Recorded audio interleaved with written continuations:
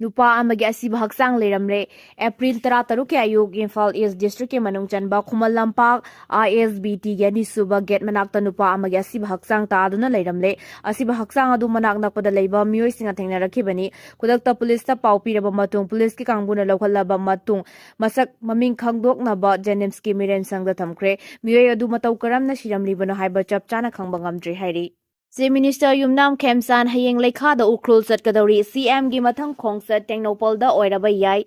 Ziribam District Anirak amasung Kangpok pi fauraga National Highway to the Senapati District Headquarter da Amurak satkraba matung da Chief Minister Yumnam Khemsan Hayeng April 13 National Highway 202 Imphal Ukhul Lambi da Ukhul District Headquarters yauna Chatkadouri maki khongsa da si Imphal dagi ayuk ki pung 3 tabada khongsan ba hogani aduga ayuk pung nipanga mini kuntra tabada Ukhul town dagi kilometer kungamanga rom satlaga leiba Rambha Bless ta thungani mafam maduda ngai hak pallaga Ukhul Kohima National Highway 150 shemgot sagat libagi fibam yengani lambi asi Manipur gi hauzik waidiba fibam asida atopa lifeline ama oiraba yabana athuba matamda lambi sembal loshinaba lengak na mijeng thamle pawasina makata na hai ayuk ki pung nipan ga minute nifu mangarom tarakpada mahak Ukhul District Headquarter gidama khongsan ba hogani ayuk pung mapan ga minute kuntra rom tarakpada tungreida leiba hotel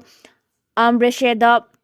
breakfast logani adugi matungda mahak ayuki pung 3 tabda Ukhul District Headquarter da leiba mini secretariat thungani pawasina High Minister Y Khemsana mini secretariat da hek thunglabaga maike adom gi miyam gi lusingba sing amadi civil society organization singa sunaduna mafam adugi chakotharang gi amasung law and order gi matang da wari sanagani ayuki pung 13 ga mini kuntra sappa matamda mahak mini secretariat gi Ukhul District Headquarter da pakhaliba Rigid Papman gi thabak sing yengani numit jungba matung minitara mangarom satpada maha Siri Blesta chatkani mafam aduda Siri Festival pangthoknaba sem sagaliba sing amasung thorang tawriba sing adu official singa loinana yangsingadori nungthil pung amaga minit nimpu manga satpada Siri Blesta ayuki chaklen chagani hairi April kundagi Imphal More Lambi Thingadouri Khebungda Tengnopal District Headquarters oina semga sagatpagi thabak pakhatrabadi April kundagi Imphal More Lambi Thingbagi khongjang changsilagani haina Tengnopal amasung Sandel District ke Tribe mapana pullaga Semba District Development Coordination Committee DDC na phongdokre DDC da yauriba Frup Singh Abdudi Aimol Moyon Monsang Maring Tarau Chothe Tangkhul Khuibu amasung lamkangni Monsang Puruki mahusiladuna Zone Khatu na haike Tengnopal District ki DC gi mijeng makhada pakhaliba senga sabakat pagi thabak thoram singda asoiba kamarum leire su khuyek pinari ba Kuki khulai pai ba group kaya leiba maramna senga sagat pagi hiram singda chauna kanba thokle miyang gi khudongsa bagi damakta Khebungda District Headquarters ki infrastructure pumnamak sengwat kadabani mamang sahi gi July 18 da District Headquarters ki infrastructure senga chagat paga mari leinana pangthok kiba mifam mamada purup mapan gi mihut sing sarugya kidabagi thawong adubusu akanba maong da yaningda ba phongdorakle mifam aduda Kuki furup ki bihut khaktamak yahon kibani haide Central Force ki mahuta State Force thamgani haiba wafam Kuki singna yaningda ba phongdorakle Singgi area da Central Security Force ki mahuta State Force oina thamgani haina Home Minister Govindas Konthauzamna phongdokiba wafam adubu Kuki Zo Council ke JC na kanba maong da yaningda ba phongdorakli ke JC ge Information and Publicity Secretary na thadorakpa cherola mana hai Kumjali singani kulumdoi gi me ohumdagi tholakhiba kangluki irang asida State Force na michang mikhai naiba thawong chathabaga loinana Kuki Jo Singakpi Senbi Khidabagi Thokdo Kaya Laikre Masingam Laba Kulai Lakhivada State Force na Thoksa Khidaba Maramna Kulai Singadu Kuki Jo Furuki Mayokta Sizinarakpana Irang Asi Taksurakpani Central Security Force na Maruiba Thaudang Logduna Manipurda Ingtappa Fibam Hanjin Hanbna Bahonaduna Laki Kuki Jo Amasung Maitei Furuki Miyoi Singna Kundaba Mafam Singi Marakta Leiba Buffer Zone Ngak Senduna Irang Asi Takthok Han Khidabani Singgi area da natragana Buffer Zone dagi Central Force lokthokhiba tarabadi nauna amuk irang tholakpa yai maduna kanglu furup pumna makta sauna kudongsa da mayokna halakpa yai State lenga ki mari leina ba authority singna hojik leireba security ki phibam asidagi nauna hongdok hongjin toroidabani misang mikhai naidana thabak toriba Central Force makhatana lehengadabani hairi Central Force sing Kuki ki michang changye haina Khanui Thot Khonna Prime Minister da wakatkhre samanaba mijeng yenglaga thabak tawba force thambinaba taksilakli Singgi district singda Naga amasung Kuki gi marakta thokliba kuthoknabagi thodok singda Central Security Force na michang mikhai naibagi matangda mijeng changbinaba Khanui Thot Khon Voice of Naga ga youth na Prime Minister Narendra Modi da wakatkhre India Constitution paladuna Khanui Thot Khon na hai Article 14 gi makha da Security Force na tongan ba kangluk ki miyoi singda manaba mijeng thamgadabani Article 21 gi matung inna miyoi bagi punsi amasung personal liberty ngakpi senbigadabani Article 355 ki matung inna internal disturbance tholakpada Union Government na micham miyam gi punsi ngak senbigadabani Central Security Force na yellow purup oriba tangkhul Naga gi mayokta thorang kya lokhulakpa thengnare Kuki refugee militant group sing ngak senaba honabada Naga miyam gi kholau namthana bahonaribasi constitution gi mayokta leiba thawongni Union Home Minister Amit Shah na mayai tangbal da lauduna mas kun da pangthoki ba mifam amagi matangda Khanui Thot Khon na hai Manipur gi Chief Minister Governor Home Minister yauna pangthoki ba mifam maduda sing amasung tampaki mafam pumnamakta khulai paiba amata Chathandana ba yathang piki ching amadi tampaki chinganingai oiba mafam singda operation chathanaba su khanganki adubu suspension of operation khuyek pina duda leidiba kadar khara khulai pairaga designated camp tagi hendorak pa thengnare sugi ground rule dingthina nga khanbaga loinana designated camp leidiba mafam sing nongna hangdoknaba review tawbugi tangai fadaba lei Central Security Force na Singgi district singda michang mikhai naiba thawong chathariba sigi matangda High Court ki sitting natraga retired judge amana inquiry chathaba mathau tai Buffer zone lehendanabagi matangda FNCC na UNC da taksinkhre illegal immigrants sing na leidiba mafam sing lo na yaba moongda uhanna buffer zone natraga neutral area sembagi mayokta matik chaba thorang lokhotkadabani haina Foothills Naga Coordination Committee FNCC na United Naga Council da ayiba cherol piduna pisinkhre UNC da pisinkiba cherol adugi matung inna matam kyagi mamangdagi India government amosung Manipur government na nomadic refugee sijinaraga Naga singi lam khopsin bagi thawong chathaduna lakli ing tappa kharat nainabagi matam hokre matik chaba action lokhotpa matam oire hairi legal expert Sabir amadi Khunza ahan singi oiba commission ama semlaga ipai pusinga thamlamba Naga gi boundary digitize tawna ba thorang lokhotkadabani task force ama semduna chingkhong singya ngak senbaga loinana lam khopsilakpa sing thingna ba honagadabani Manipur refugee sing khundarakpa ma sing security force na miksang mikhai naiba thawong chatharakpagi matangda UNC na Manipur lengaktagi hard paper ama demand tawgadabani hairi Churachandpurdagi miyoi ani lupa crore amaga lakh yankhairom gi draka konana Assam da fare Churachandpurdagi miyoi ani lupa crore amaga lakh yankhairom gi mamal oigadraba draka konana Assam gi Kasar district ke Silsar police station ke manung chanba Ramnagar bypass mayadagi Assam police na fare hairi thawdoga si haukiba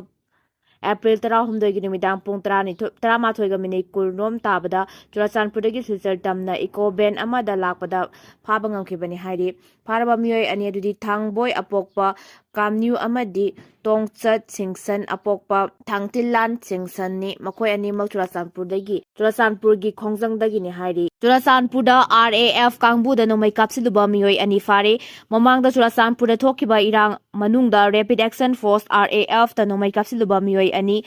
Churachandpur district ke manung chanba Renkai dagi security force na fare hairi Paraba miyoi singadu DS Moldung Belastage ngam khomang haukip sahi kuntrataruk amasung Longnom Belastage Ladmingthang haukip sahi kuntragani pan kawi miyoi ani asi mamangdagi hauna security force na RAF ta nongmaina kapsinba thawdoka mari leinana fana ba tanarakibani tha asigi tara manga da miyoi ani asi Bangkai area da leire habi akhanaba paw mafangbadagi security force na tanaduna makhoina tonglakpa gari adu intercept tawraga loinana detain tawduna wahang pahang chathaki loinana makhoidagi mobile phone ahum amasu phagale paraba miyoi ani adu yauna makhoina tonglaki ba gari adu assist tawre paraba miyoi adu makhata na wahang pahang chathabada mamangda Churachandpur da thokiba irang manungda Selman Brista RAF kangbu da nomai kapsin bagi thawdokta hakthengana chene haibadu masana yazare thawdoga du da Rapid Action Force Force ki miyoi ama nomaina panna sokhibani faraba miyoi sing adugi mathakta makha taba investigation chathari hairi maraksida Manipur police na drug ki mayokta leptana chatharaki ba operation ki manung channa Tamenglong district ki Aring Khundong Khunyai ba Bless tagi Michael Abon Mai ko ba miyoi ama ngarang Sengmai police station gi manung chanba Sengmai Nongthombam dagi opium kg 2.39 ga konana fare hairi atopa mana police na ngarang singjame police ki manung chanba tongan ba jaga singdagi foreign liquor amasung yungau kaya fagat pangamkhe ngamkre farabasing adudi yungau liter chamaga kuntra beer bottle taruk angangba full nipan amasung half taruk ni hairi US Iran amuk hana wari sanagadouri United States amasung Iran ge marakta nauna amuk wari sanana ba thorang lokolakle leibagani na anirak suba oina Pakistan da wari sanaraga ni haina Washington ge maike digi phongdoraki paumi singda wangang bada White House ki press secretary Carol Levy na haiki Islamabad ki khutang da nakalani wari sanaduna yasinaba purakna bohonaragani tha asigi angan basarukta Washington amasung Tehran na wari sanakibada Iran gi nuclear program amasung state of hormuz na maramoiraga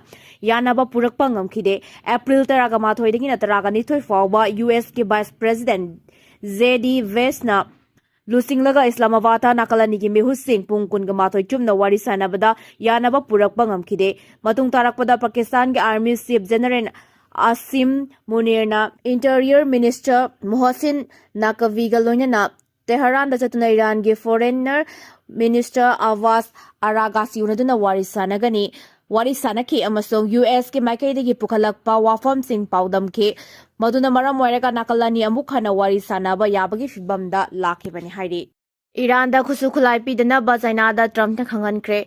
US President Donald Trump na Iran da khusu khulai pidana ba China gi President Xi Jinping da hi bachirol thadu na khangan kre amasung China na su Tehran da khusu khulai pida roi haina Fox Business Network ta khanna ba unaba da khangdokre akhanna ba unaba da President Trump na ai bachirol adu karamba matam da pi ki haibagi mari chomba wafam di phongdok pa lekide hauki bachayol da Iran da khusu khulai pida ba de China gi mathakta kudaktai gi cha da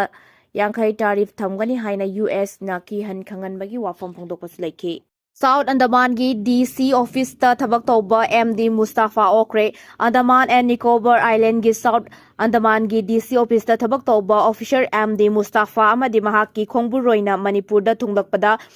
Preservation Committee of the Deported Manipuri War Heroes in Committee asina sinduna ngasi lilong sing khada leiba makak mayung Najirgi yum da pangthokiba taram nokpagi thorom maduda maruai bamioi kyana asamba khudol tamduna ikai kumna basutki panbaya badi Andaman and Nicobar Island gi South Andaman dagi DC office ta thabak tawba officer MD Mustafa asi Preservation Committee of Deported Manipuri War Heroes and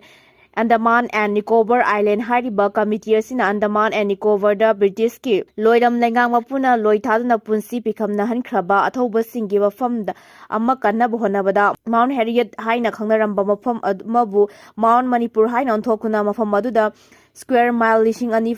phanglakpada achouba mateng pangkhiba amadi awa ana kaya da saruk yaminaba misak amani hairi